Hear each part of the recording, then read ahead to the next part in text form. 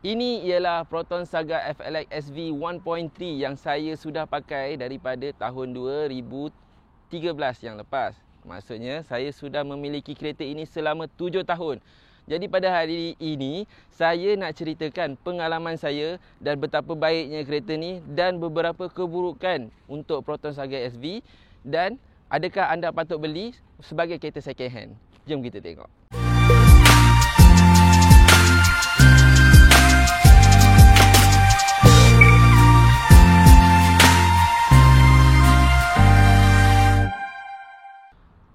Pada saya, Proton Saga SV adalah sebuah kereta yang sangat sesuai untuk family, terutamanya family yang ada 2 orang anak dan boleh juga disesuaikan untuk 3 orang anak kerana kesesuaian kerusi di belakang adalah sesuai untuk 2 orang kanak-kanak yang sedikit besar dan seorang untuk yang agak kecil. Okey, pada hari ini kita akan ceritakan kenapa anda perlu beli Proton Saga FLX. Adakah patut anda beli atau adakah anda tak patut beli? Jadi kita tengok saya punya pengalaman. Adakah kereta ini sesuai untuk anda? Pendapat personal saya mengenai Proton Saga FLX EV untuk bahagian depan adalah amat cantik. So kalau kita tengok dekat bahagian depan, bentuk dia sangat simetri dan sesuai untuk senang cakap memang cantik lah, sesuai dengan mata saya. Kalau kita tengok pada zaman tu boleh dibandingkan dengan dengan Volkswagen Polo. Design dia petak-petak dan dia ada line kat tepi yang straight daripada depan sampai belakang dan lampu dia pun memang lebih kurang sama. So bagi saya FLX jauh lebih cantik lah berbanding Polo. Okey, so kalau kita tengok kat sini, apa masalah yang berada dekat hadapan adalah dia punya cat amat senang terkopik, terutamanya warna merah. So boleh kalau anda juga Proton Saga FLX yang berwarna merah, cuba anda komen, adakah memang kereta anda pun berlaku seperti itu? Okey. Kita pergi pula ke bahagian enjin, yang mana enjin ini dikuasakan oleh enjin Kempro 1.3 IAFM Plus yang mana dia mengeluarkan sebanyak 94 horsepower dan 120 Nm of torque. Tadi ada dengar saya cakap iaitu IAFM Plus yang mana dia dikuasakan oleh enjin intake yang menggunakan IAFM system. Kalau nak tahu apa itu IAFM, bolehlah tekan ke link kat atas dan boleh belajar apa itu IAFM dan betapa pentingnya IAFM untuk enjin Kempro. Okey, so boleh nampak dekat enjin base saya iaitu ada Ultra Bar Racing. Tujuannya hanya untuk menguatkan flexing. Sebab bagi saya Saga FLX ni ada sedikit flex yang mana saya perlu kuatkan supaya dia lebih kuat lah. Dan kalau kita pergi ke bahagian bateri pula, dan saya setakat ni hanya tukar sebanyak 2 kali sahaja sepanjang 7 tahun ni, iaitu yang first selama 4 tahun dan yang second adalah 3 tahun. Yang second tu saya baru tukar lah awal tahun ni. Okey, so untuk design dalaman pula, so kalau bagi saya kereta ni dia taklah jenis macam Tesla, iaitu dia ada dashboard, lepas tu ada satu skrin kat tengah untuk kesesuaian semua. Dia maksudnya dia simple lah kan. Tapi bagi saya ini adalah dashboard yang sangat simple, dia taklah nipis, taklah tebal, so memang sangat sesuai. Dan kalau kerusi dia pula, bila saya duduk, pada masa tu saya nak bandingkan dengan Pro 2 Myvi lah. Tapi bila saya duduk dekat sini, kereta ni memang kerusi dia sedap dengan badan saya. So dia punya bahu pun tak terkeluar. Saya pernah bawa Myvi, dia punya bahu terkeluar. So jadi macam kurang selesa lah dekat situ. Sebab badan saya agak gempal sedikit. Dan juga yang bestnya, dia ada kerusi, ada boleh steering boleh naik, boleh tinggi rendah. Lepas tu dia ada boleh naikkan kerusi. Dan dia punya ni pun senang nak adjust. So bagi saya memang untuk keselesaan untuk pada harga yang sangat murah ni, iaitu 36,000 saja, memang sangat sesuai dan boleh disesuaikan dengan semua orang lah. Even kalau saya duduk pun, kalau saya tengok dekat atas ni, tengok ada lebih daripada satu tangan lah. Okay, so memang bagi saya selesa. Dan kalau ada orang yang lebih tinggi daripada saya pun, bila bawa pun dia tak kena bumbung sebab dia jauh lah. Even dekat kaki. Lepas tu kat sini dia ada tempat charger. Ada cuma contoh kalau kita letak air kat sini, ada jadi macam gangguan lah. So itu salah satu komplain saya untuk Proton Saga ni. Dia punya bila kita letak air, kat situ lah kita letak air, kat situ jugalah wayar tu nak keluar untuk cas. So jadi kurang berkenan lah kat situ. Dia punya dashboard juga besar dan dia punya ni pada tahun tak silap saya tahun ke-6 baru dia patah kat sini. Okey.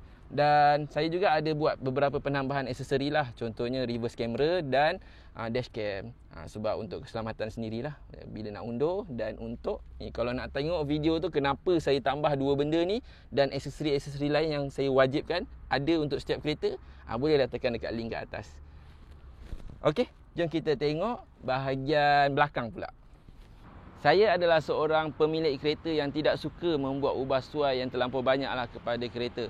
Tetapi ada juga sedikit ubah suai untuk kosmetik yang saya rasa macam kalau tak ada rasa kosong, rasa janggal kereta tu. So contohnya kalau kat sini kita tengok dekat bahagian lips dia, ni saya tambah. Lepas tu ada dekat depan, ada lips dekat bahagian depan. So memang saya rasa dua benda ni untuk bahagian luar wajib tukar. Dan juga kalau potong sagai SV ya, untuk first model dia memang adalah base model. So dia punya rem adalah jenis 13 inci, iaitu jenis besi lah, dan dia punya rem tampal. So bagi saya memang wajiblah tukar, takkanlah nak pakai tu. Tapi saya juga pakailah rem tu selama 3 tahun yang pertama sebab saya punya aim adalah untuk cari rem jenis FLX 1.6 SE. Yang mana saya rasa rem ni memang perfect untuk saga FLX. Dan saya tak rasa rem-rem yang lain untuk aftermarket punya rem kan, saya rasa tak sesuai lah. Dan untuk saga SV juga tak ada ABS, tak ada ABD, memang simple kereta, takkan ada masalah ada ABS sensor hidup ke. So memang tak ada masalah-masalah tu. Dia memang kereta yang amat simple, dan kalau untuk orang yang tak ada berapa banyak duit pun memang sangat-sangat sesuai. Sebab saya pun membeli kereta ni pada usia yang agak muda. Jadi pada masa tu pendapatan pun taklah banyak. Jadi kalau untuk orang-orang yang macam saya memang sangat sesuai. Sebab keretanya amat mudah nak jaga. Dia hanyalah CVT lah. Tapi CVT pun sampai sekarang, even dah 7 tahun lebih saya pakai, tak ada masalah langsung. Okey, jom kita tengok untuk bahagian dalam pula. Adakah selesa untuk orang yang berketinggian macam saya, iaitu 170 cm. Alright, so untuk bahagian belakang pula, apa yang saya suka adalah bila kita duduk, kaki kita tetap ada kat atas kursi. Dan dia punya bumbung juga agak tinggi. So masih tak kena ketinggian saya. Contohnya tinggi saya 170 cm. So bila saya sandar pun masih tak kena dekat bumbung. Tapi mungkin kalau orang yang lebih tinggi daripada saya, iaitu 180 cm, mungkin kena dekat bumbung. Okey. So seterusnya adalah pemegang. Pemegang ni asalnya tak ada. So kita terpaksa tambah. Tapi kos nak tambah pun murah lah.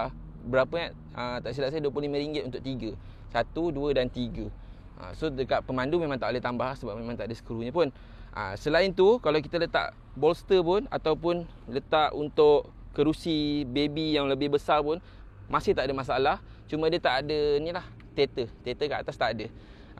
Yang saya suka untuk Saga kali ni, dia punya tali pinggang tengah adalah jenis 3 point, bukan 2 point macam yang sebelum ni.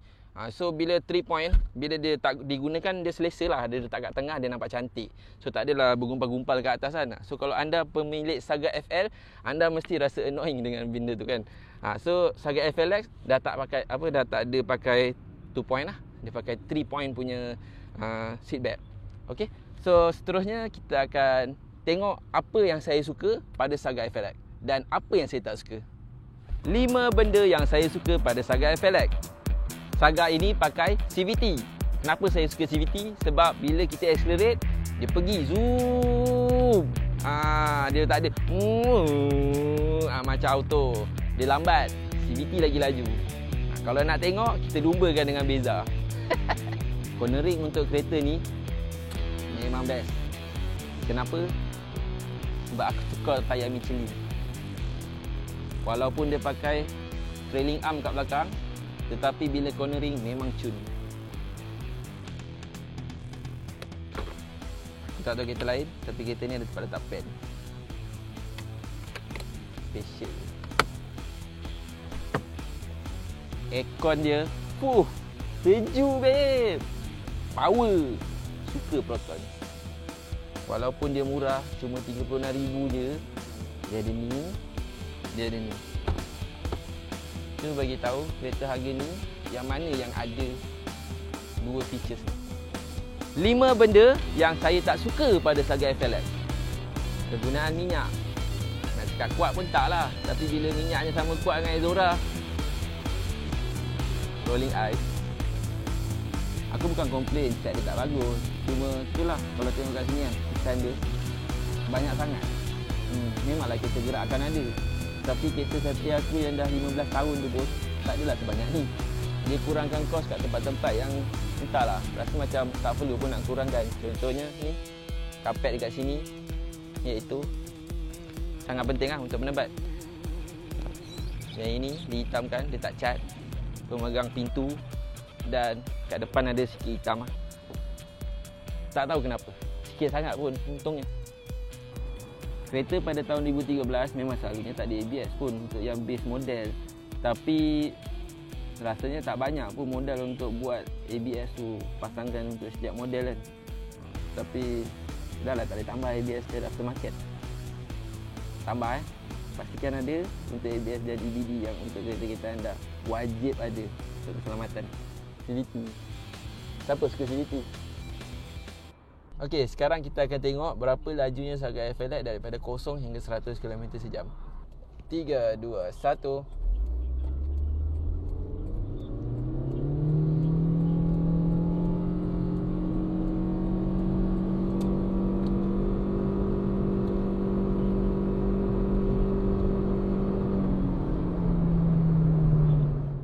Okey, daripada review yang saya buat tadi untuk design depan, design belakang, minyak, apa yang aku tak suka, apa yang saya suka, macam mana. Okey, sekarang ni saya nak cerita pengalaman saya selama 7 tahun, apa yang dah rosak. Okey, so kalau kita tengok dia punya yang pernah rosak bagi saya selama 7 tahun ni, yang dah pernah rosak satu je. Yang besar lah, yang kecil takkanlah putus bakar pun nak cerita. Yang besar hanya satu je, AFM. AFM tu dia ada bunyi tik tik tik tik tik. So bila saya tengok dekat dalam, memang dia punya butterfly tu sendiri patah dekat bahagian dalam, bukannya dia punya skru kat luar longgar ke apa ke kan. Jadi apa yang saya buat, saya beli OEM. Lepas tu saya punya modal dalam 300.5 siap pasang. So untuk 7 tahun modalnya hanya 300.5. Okey sangat kot untuk kereta Marhain kan. Harga pun 36,000 je, bayaran bulanan pun cuma 400 je.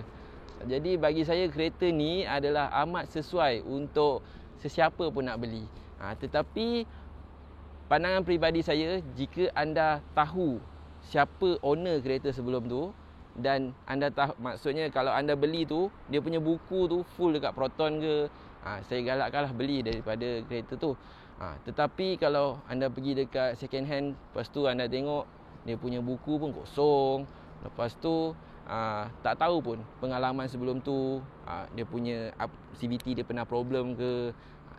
Saya tak cadangkan sangat lah, sebab kalau anda tengok kat dalam grup-grup pun memang banyak masalah CVT ni berlaku. Tetapi pandangan peribadi saya memang akan pakai kereta ni selama mungkin. Sebabnya dia taklah kuat sangat minyak, cuma average dalam 13 km per liter. Dan kalau nak jimat minyak lagi, boleh matikan aircon kalau perjalanan jauh. Contohnya seorang-seorang ke kan, boleh matikan aircon lah kalau dekat lalu jalan dalam kan. Tetapi kalau lalu highway terpaksa on aircon juga. Jadi average memang saya dapat 13 km per liter. Sepanjang 7 tahun ni lah saya rekodkan. Tapi saya start rekod awal tahun ni lah. So daripada yang saya dapat tu memang sejak beli dulu pun saya dah rekod, iaitu setahun pertama, 2 tahun pertama saya rekod. Lepas tu saya dah malas nak record, lepas tu saya delete lah. Bukanlah saya delete, saya terdelete sebenarnya. Lepas tu yang tahun ni saya record balik, memang exactly the same average-nya. So power tak turun, dia punya CVT pun masih lagi okey, tak ada bunyi pelik-pelik, tak pernah naik error, kecuali bila brake ketiga kat belakang terbakar. Itu je lah waktu CVT error tu naik.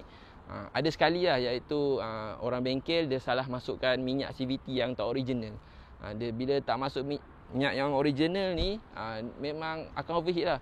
So minyak CVT pun ada macam-macam jenis. Jadi kalau nak tengok macam mana saya tukar minyak CVT, boleh subscribe saya punya YouTube. Dan kalau suka video ni, bolehlah tekan like. Dan kalau nak share video ni, silalah tekan share. Alright, Assalamualaikum. Jumpa lagi.